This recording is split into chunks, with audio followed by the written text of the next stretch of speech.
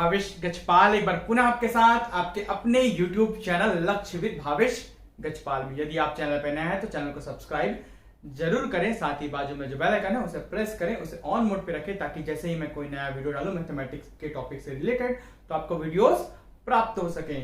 इसके अलावा आप मेरे टेलीग्राम चैनल से लक्ष्य विद भावेश गजपाल सर्च करके जुड़ सकते हैं। तो जैसा कि आप जानते हैं कि मैं एक सीरीज स्टार्ट किया हूं मैथमेटिक्स से रिलेटेड, जिसमें मैं जितने भी सीजी व्यापम और सीजी पीएससी के ओल्ड एग्जाम्स हुए हैं उसके प्रश्नों को बारी बारी से पार्ट पार्ट में करके सॉल्व कराने वाला हूं।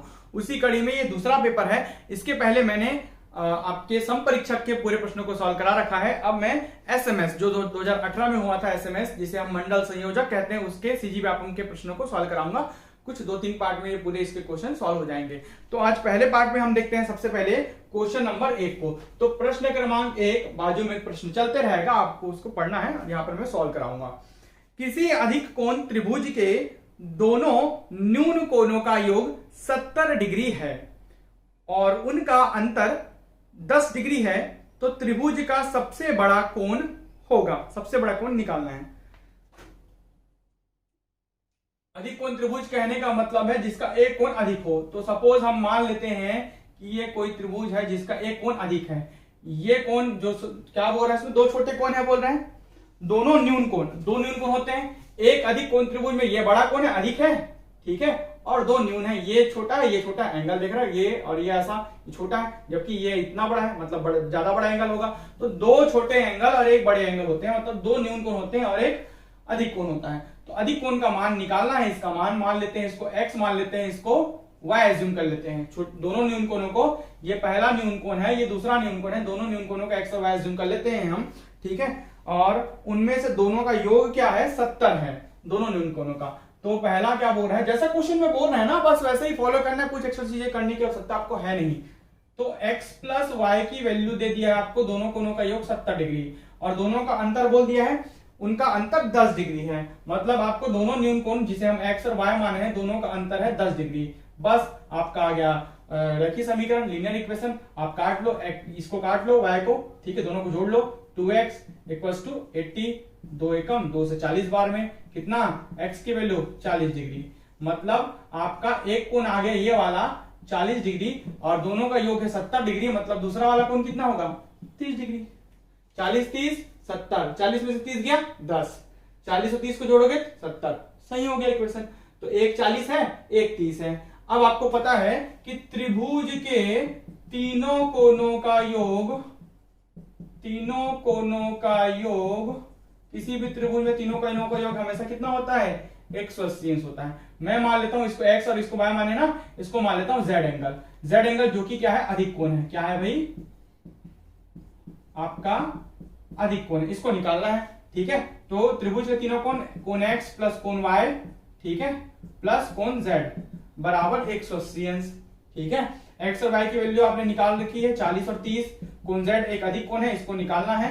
तीनों का 180 अंश, 40 30 70, 70 को जोड़ के ट्रांसफर कर लो, पक्षांतर कर लो भाई इसको। तो कोण z इक्वल्स टू 180 माइनस 70, ठीक है। तो कोण z जो कि एक अधिक कोण है उसका वैल्यू हो गया आपका 110 डिग्री। तो यही आपका आंसर होगा, जो कि ऑप्शन नंबर आपको सी में दिख रहा है। तो कितना आंसर होगा इसका, 110 डिग्री इसका आंसर होगा, ठीक है। चलिए बढ़ते हैं दूसरे प्रश्न की ओर, ठीक है। तो क्वेश्चन देखिएगा, किसी थैले में 25 पैसे, 10 पैसे और 5 पैसे के सिक्के 1:2:3 के अनुपात में हैं। यदि थैले में कुल 30 रुपए हो तो 5 पैसे के कितने सिक्के होंगे। ध्यान दीजिएगा, इस प्रकार के जो प्रश्नों को हमेशा देता है। मैं अपने व्यापम का जो मैं पेड क्लास चला रहा हूं मैथमेटिक्स का, उसमें भी मैंने इस प्रकार के हर वेरायटी के कुछ, ये एक ही वेरायटी है, इसके 3 या 4 वेरायटी, जितने भी वेरायटी सब प्रश्नों को कराया है, ओल्ड क्वेश्चन को भी कराया है।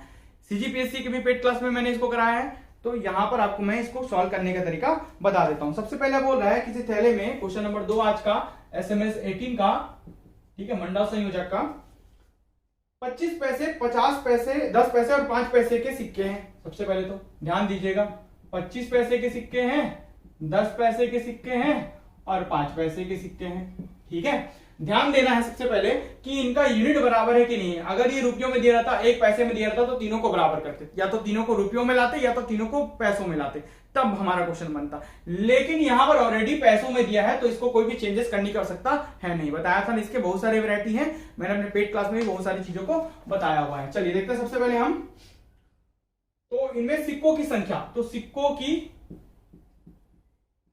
संख्या,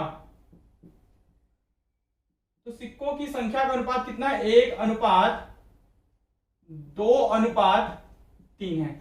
सबसे बढ़िया कॉन्सेप्ट क्या है भाई कि अनुपात जब भी देता है ना, अनुपात को x के टर्म्स में मान लो, एज्यूम कर लो, माना कि इनमें जो सिक्कों की संख्या होगी 1x, ये अनुपात है तो इसकी सिक्कों की संख्या हमने 1x होगा, ये 2x होगा और ये 3x होगा। मान लिए सिक्कों की संख्या हमने माना, कितना मान लिया, 1x 2x और 3x है उस थैले में, ठीक है, किसके 25 पैसे, 10 पैसे और 5 पैसे के, ठीक है। अब कुल रुपया निकालना है, ठीक है, कुल रुपया कितना है, आपको कुल दे दिया 30 रुपए, ध्यान देंगे कुल 30 रुपए है उसमें भाई। तो ऐसा क्या करें कि ये कुल 30 रुपए बन जाए, तो सबसे पहले क्या करेंगे, 25 पैसे के 1x सिक्के धन 10 पैसे के 2x सिक्के धन 5 पैसे के 3x सिक्के का के की मतलब गुना, 25 पैसे के 1x, 10 पैसे के 2x, 5 पैसे के 3x सिक्के सभी का जोड़ कुल 30 रुपए के बराबर है। ध्यान देंगे इधर जब भी मैं बोला हूं, पैसे बोला हूं, तो सर आप इधर रुपया लिख दिए। मैथमेटिक में ये वाले खासकर में आप बिना यूनिट बराबर करे नहीं बना सकते, ठीक है। तो इन रुपयों को आपको पैसों में कन्वर्ट करना पड़ेगा। 30 रुपए बराबर कितने पैसे, ठीक है। तो 25 से कम 25x plus 20x plus 15x बराबर 30 गुणित 100 पैसे। ये देखिए अब बराबर, लेफ्ट हैंड साइड वाला भी पैसे में है, राइट हैंड साइड वाला भी पैसे में। 30 रुपए बराबर 3000 पैसे, 30 गुणित 100 कर दिया, 1 रुपया बराबर 100 पैसे, 100 से गुना कर दिया, पैसों में कन्वर्ट हो गया। अब बना लेते हैं 25 15, ठीक है, 40 20 60, तो हो जाएगा 60x बराबर 3000, ठीक है। x की वैल्यू 3000 बाई 60, 3000 बाई 60, 6 कम 6 6 पंचे 30, कितने बार में, x का वैल्यू आ गया 50। अब आपको क्या पूछा है क्वेश्चन में, क्वेश्चन पढ़ेंगे 5 पैसे के कितने सिक्के होंगे। तो 5 पैसे के सिक्कों की संख्या आपने माना है 3x, तो 5 पैसे के सिक्कों की संख्या आपने माना है 3x, x की वैल्यू आपने निकाल ली 50, तो हो जाएंगे 150 सिक्के। ये आपका आंसर होगा। ऑप्शन नंबर है ए, तो ऑप्शन नंबर ए जिसमें 150 लिखा है वो इसका सही आंसर होगा। आगे बढ़ते हैं प्रश्न क्रमांक 3 की ओर। प्रश्न क्रमांक 3 नीचे में स्क्रॉल करेगा, आप उसे पढ़ेंगे। क्वेश्चन नंबर 3 क्या बोल रहा है भाई, एसएमएस का मंडल संयोजक सीजी व्यापम भर्ती के ओल्ड क्वेश्चन हम कर रहे हैं आज। तो 2 लगातार छूट देने के बाद, ये डिस्काउंट का प्रश्न है, बट्टा जिसे हम बोलते हैं या छूट बोलते हैं। बट्टा बोलेगा या डिस्काउंट बोलेगा एक ही मतलब, हिंदी में बट्टा कहते हैं या छूट कहते हैं, ठीक है। तो 2 लगातार छूट देने के बाद एक शर्ट जिसकी अंकित कीमत, अंकित मूल्य मतलब जो एमआरपी लिखा रहता है ना वो वाला है ना, अंकित मूल्य 150 रुपए थी जो उसमें अंकित था, और 105 रुपए में उपलब्ध है। वो कितने में उपलब्ध हुई, 105 रुपए में। तो जब अगर मैं बेचा उसको तो मैं कितने में बेचूंगा, 105 रुपए में। अगर सामने वाला उसको खरीदा उसके लिए वो क्रय मूल्य हो जाएगा, कॉस्ट प्राइस हो जाएगा, तो वो उसको 105 रुपए में खरीद लेगा। मेरे लिए वो सेलिंग प्राइस हो जाएगा, 105 रुपए में मैंने उसे बेच दिया, विक्रय मूल्य हो जाएगा मेरे लिए, ठीक है। तो यदि दूसरी छूट 12.5% है तो पहली छूट ज्ञात करना है। फर्स्ट डिस्काउंट या पहला बट्टा आपको फाइंड आउट करना है, 150 रुपए है इसमें, ठीक है। चलिए सबसे पहले देखते हैं, कोई भी जब इस प्रकार का फंड आता है ना डिस्काउंट का, तो एक कॉन्सेप्ट आप याद रखना कि हमेशा जो अंकित मूल्य होता है ना उस पर उसका छूट निकाला जाता है, उसका ही आपको छूट निकालना है। छूट का परसेंट बराबर होता है या तो क्रय मूल्य या तो सामने वाला जो बेच रहा है उसका विक्रय मूल्य, है ना। मैं उसको खरीदूंगा तो मेरे लिए वो क्या होगा, क्रय मूल्य, और सामने वाला दुकानदार उसे बेच रहा है ना, तो उसके लिए क्या होगा, वो विक्रय मूल्य। तो इसको आप विक्रय मूल्य भी समझ सकते हैं, मतलब एक ही है। जो बेच रहा है उसके लिए विक्रय मूल्य, जो खरीद रहा है उसके लिए क्रय मूल्य, कॉस्ट प्राइस, जो बेच रहा है उसके लिए सेलिंग प्राइस, ठीक है। चलिए भाई, अंकित मूल्य जो एमआरपी रहता है उस पर डिस्काउंट निकालना है। तो हमेशा कॉन्सेप्ट याद रखिएगा, छूट एक प्रकार का क्या है, आप छूट को एक प्रकार का कमी कहते हैं। कमी मतलब हानि हो रहा है, ऐसा मानते हैं। जब भी लाभ आपको बोला जाए, जब भी आपको 20% लाभ बोलता है तो आप कैसे लिखते हैं, 100 में 20 जोड़ के बटा 100, ये 20% लाभ का मतलब है। मतलब कितना लिखते हो आप, डायरेक्ट 120 बटा 100। और जब भी आपको अगर मैं 15% का हानि बोलूंगा तो कैसे लिखोगे, 100 में 15 घटा के बटा 100, हानि तो घटाकर 100 लाभ तो जोड़कर, है ना। तो इसको आप कैसे लिखोगे, 85 बटा 100। वैसे ही छूट को ना, डिस्काउंट को हानि के बराबर माना जाता है। ठीक है, समझ पा रहे हैं आप। चलिए अब हम इसको थोड़ा सा बना लेते हैं। ठीक है, तो अंकित मूल्य कितना दिया है, 150 रुपए दिया है, लिख लेते हैं अंकित मूल्य, ये 150 रुपए। इसका छूट कितना मिला, पहला 2 छूट मिला है, तो पहला छूट नहीं दिया है ना। तो पहला डिस्काउंट मान लेते हैं, माना पहला जो छूट है वो है X% का, और जो दूसरा है वो कितना है, 12.5%। पहला X% का माना, छूट को कैसे लिखते हैं, 100 में X घटा के बटा 100, 100 में जो छूट है उसको घटा के बटा 100। इसका दूसरा छूट कितना, 12.5 का, तो 100 में 12.5 घटाओगे कितना आएगा, 87.5 बटा 100। 100 में 12.5 घटा के 100, तो 100 में X घटा के लिखूंगा, ये संख्या रहता तो घटा के लिखता, लेकिन संख्या नहीं इसलिए वेरिएबल के फॉर्म में, इसलिए X के फॉर्म में लिखा, बराबर विक्रय मूल्य या क्रय मूल्य। अगर मैंने उसे खरीदा है तो मेरे लिए क्रय मूल्य, अगर मैंने उसको बेचा है तो मेरे लिए विक्रय मूल्य। तो कितना रुपए, 105 रुपए में, तो इधर लिखाएगा 105 रुपए। कुछ नहीं करना है, इसको गुना भाग करना है, हटा देना है, ये 50 दिया, ये 50 दूनी। ठीक है, अब काट लो, और ये 10x 100 माइनस x, ये हो जाएगा 875 बटा 100 गुणित 10। दशमलव को भिन्न में बदल दिए, यहां पर 3 बटा 2 और बच गया, या ऐसे लिख सकते हो, गुने में यहाँ 3 है, यहाँ बटा 2 है। समझ आ रहा है। ठीक है, इधर 105 है, बस चार पदों को रोक लो, बाकी को सब ट्रांसफर कर दो उधर। तो हम रोक लेते हैं केवल 100 माइनस x को, बाकी को तिर्यक गुना करते हैं, क्रॉस मल्टीप्लाई करते हैं। तो 105 के गुने में जाएगा ये 100, ये गुणित 10, ये गुणित 2, और नीचे जाएगा 875 और ये गुणित 3 हो गया। बस अब आपको गुना भाग करना है।